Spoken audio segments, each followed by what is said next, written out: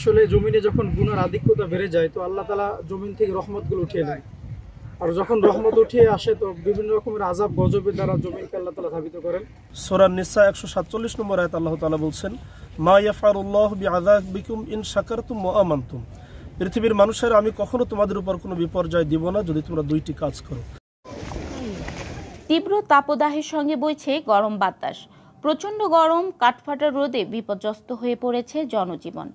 একের পর এক জারি হচ্ছে হিট অ্যালার্ট। এমন পরিস্থিতি থেকে মুক্তি পেতে মংলার বৃষ্টির জন্য বিশেষ নামাজ আদায় করা হয়েছে। আল্লাহ, তুমি আমাদেরকে মাফ করে দাও, তুমি আমাদের উপর রহমত দান করে দাও, রহমতের বাড়ি ধারা বর্ষণ করে দাও, রহমতের বাড়ি ধারা বর্ষণ করে দাও।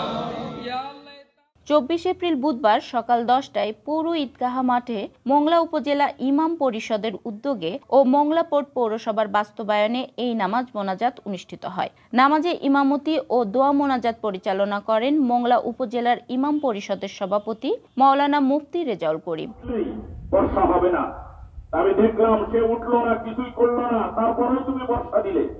আল্লাহ রাব্বুল আলামিন বললেন, যেই বান্দা গুনাহ করেছে ওই বান্দা খালিস তওবা করেছে, যার কারণে আল্লাহ রাব্বুল আলামিনের হৃদয়টা গলে গেছে, কুদরতি হৃদয় ঠান্ডা হয়েছে, যার কারণে আল্লাহ রাব্বুল আলামিন বর্ষা দিতে। মংলার বিভিন্ন এলাকা থেকে নামাজ পড়তে আসেন মুসল্লিরা।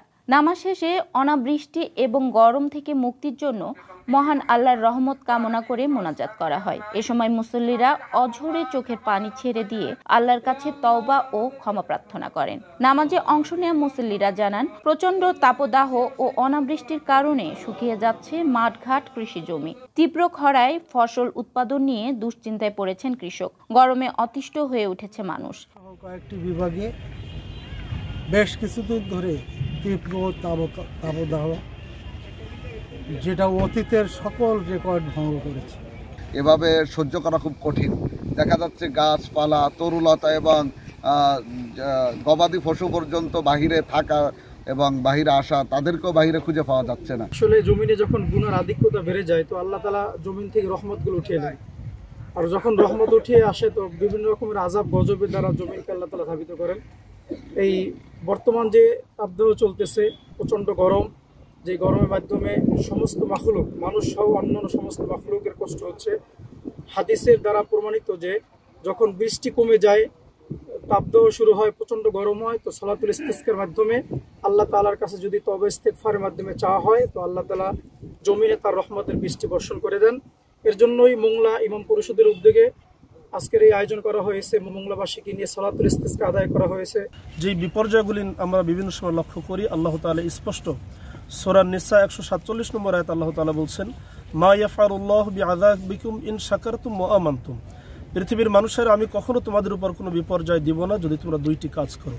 একটা হলো আমি আল্লাহ তাআলার প্রতি তোমরা যদি ঈমান আনো এবং আমি আল্লাহ তাআলা তোমার যে নিয়ামত দিয়েছি, নিয়ামতের যদি শুকরিয়া আদায় করো, তাহলে আমি তোমাদের উপর কখনো কোনো বিপদ দিব না।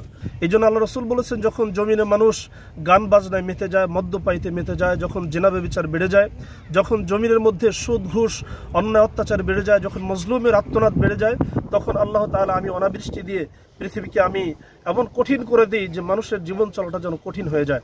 এই জন্য আমাদের ফিরে আসা দরকার আল্লাহ তাআলার দিকে।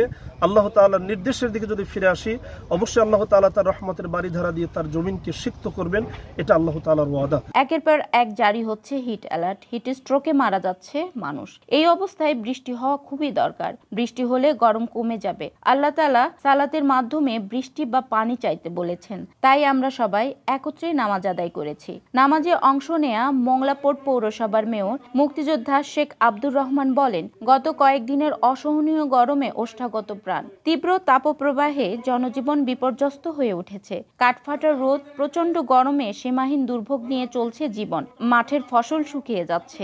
এমন পরিস্থিতিতে মহান আল্লাহর কাছে বৃষ্টি চেয়ে নামাজ আদায় ও মোনাজাত করা ছাড়া মুমিনদের কোনো উপায় নাই।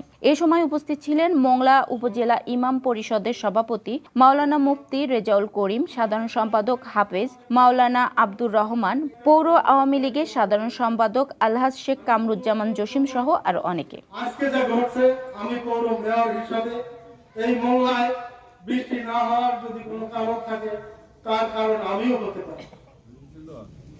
আমি যেন আজকে আল্লাহ রাব্বুল আলামিনের কাছে অন্তরের অন্তঃস্থল থেকে খাস দিলে তওবা করতে পারি, যেন আল্লাহ রাব্বুল আলামিন আমার সব পাপ মোচন করে দিয়ে এই বাংলার মানুষের যে পানির কষ্ট এবং এই তাপ দাহ থেকে আল্লাহ রাব্বুল আলামিন সকলকে যেন হেফাজত করেন।